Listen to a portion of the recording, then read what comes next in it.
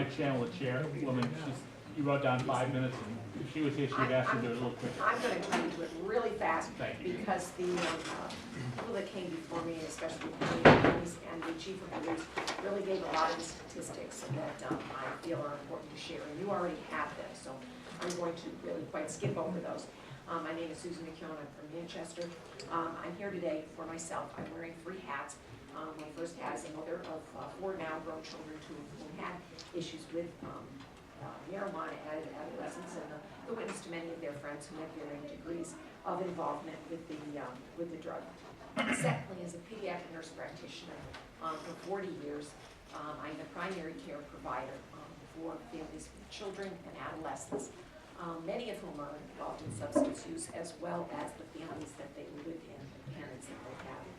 Thirdly, I'm a facilitator for FASTER. FASTER stands for Families Advocating Substance Treatment, Education, and Recovery.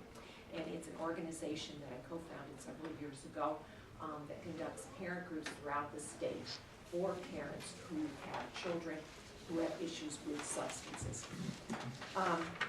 As pointed out today, marijuana is the most often illegal used drug in the United States, and that's because it is so accessible, which makes it a bit innocuous.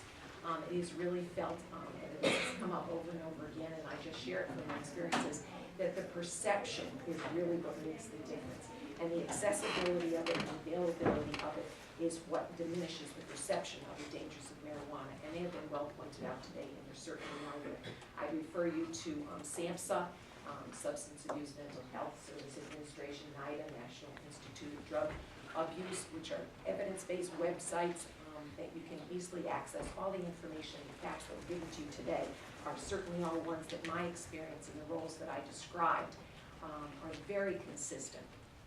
It's not a surprise that young people want to have pleasure and seek the reward system, and that goes on for life, and I think we've talked about that. But ignoring the negative impact of that on society is really what a big difference is made.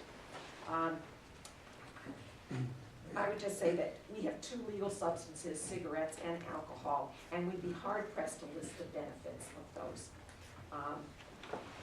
Consider the money that we've spent on, in the last several decades, on cigarette education and trying to get people to stop smoking. And we still have 440,000 people that will die this year from cigarettes. Alcohol, New Futures, and Nutrition Lucas just did a wonderful public presentation on the study that they had done that cost our state, New Hampshire alone, $1.15 billion a year in the effects of excess alcohol. So here are 2 substances that we have legalized. And so in closing, I want to ask us all, what is our rationale to legalize yet another substance that we know brings no beneficial effects to our citizenry, and certainly not to our young people? Why? So that we can spend millions of dollars in the future sitting here begging for money to treat the effects of marijuana, like you come forward all the time to talk about alcohol and cigarettes. So I think we can do better, and I thank you for listening to me. One question. Thank you very much. Question? One question. Sorry. Thank you for your testimony. So, your own personal opinion, would you be willing to make cigarettes and alcohol illegal? I'm not going to go there. I'm not going to go back. They are what they are, and so we spend our money fighting them. But I think that we know what we do. I mean, I know we're before the legislature all the time asking for money for treatment and fighting for these things. So, does it make sense to add one more thing to the pot? No pun intended.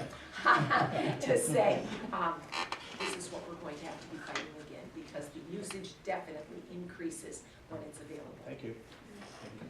Any questions? Thank you very much for your testimony. Timothy Rourke, excuse me.